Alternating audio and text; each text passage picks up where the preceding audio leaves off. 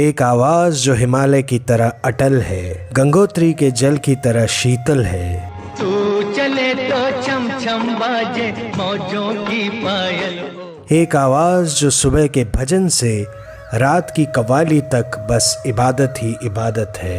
मेरे राम,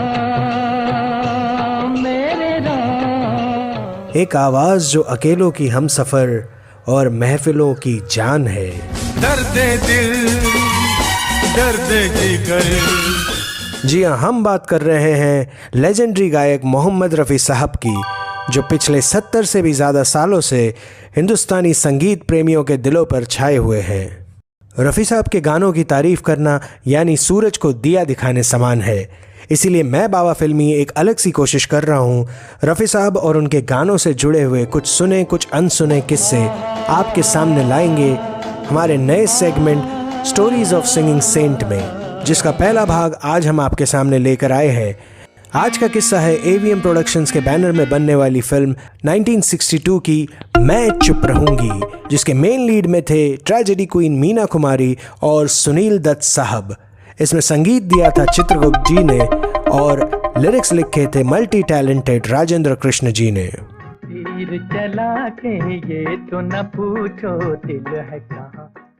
दरअसल किस्सा कुछ ऐसा है कि इस फिल्म के 2 गानों की रिकॉर्डिंग के लिए रफ़ी साहब और तमाम म्यूज़िक यूनिट को चेन्नई जाना था, और जैसे ही रफ़ी साहब रात में चेन्नई पहुँचे, उन्हें इतनी ज़ोरों की भूख लगी थी कि होटल में रूम सर्विस को कॉल मिलाकर उन्होंने जल्द से जल्द कुछ भी खाने के लिए भेजने को कहा। और रफ़ी साहब का ऑर्डर सुनते ही फ़ौरन उनके सामने साउथ इंडियन स्पेशल रसम रख दी गई। अब इसे भूख कहें या रफ़ी साहब को रसम कुछ ज़्यादा ही रास आ गए। रफ़ी साहब 2 कटोरे रसम पी गए और उसके बाद सोने चले गए।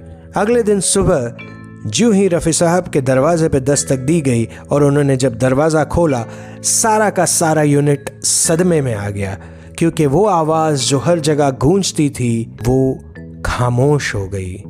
जी हाँ, रफ़ी साहब का गला बिल्कुल बैठ गया। उनके गले से आवाज़ ना के बराबर निकल रही थी।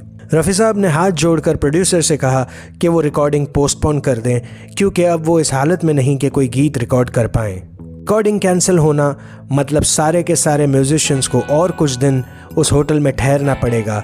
इससे प्रोड्यूसर का नुकसान होता, और रफ़ी साहब जैसे नेक दिल इंसान जिन्होंने हमेशा सबका भला करने की कोशिश की, वो ये कैसे गवारा करते। तो उन्होंने प्रोड्यूसर से हाथ जोड़कर रिक्वेस्ट की कि जो भी नुकसान होगा उसकी भरपाई रफ़ी साहब करेंगे। कुछ हिचकिचाते हुए प्रोड्यूसर ने आखिर उनकी ये बात मान ली। उसके बाद रफ़ी साहब अपने कमरे में चले गए, और इसके बाद अगले 3 दिनों तक रफ़ी साहब को न किसी ने देखा न किसी ने सुना। 3 दिन बाद रफ़ी साहब ने दरवाज़ा खोला और वो स्टूडियो गए। माइक के पीछे जाते ही उन्होंने पहले लफ्ज़ वो कहे जो शायद उनके पिछले 3 दिनों के हालात को बयां करते थे, और वो गीत था कौन हूँ मैं, कहाँ हूँ मुझे ये हो।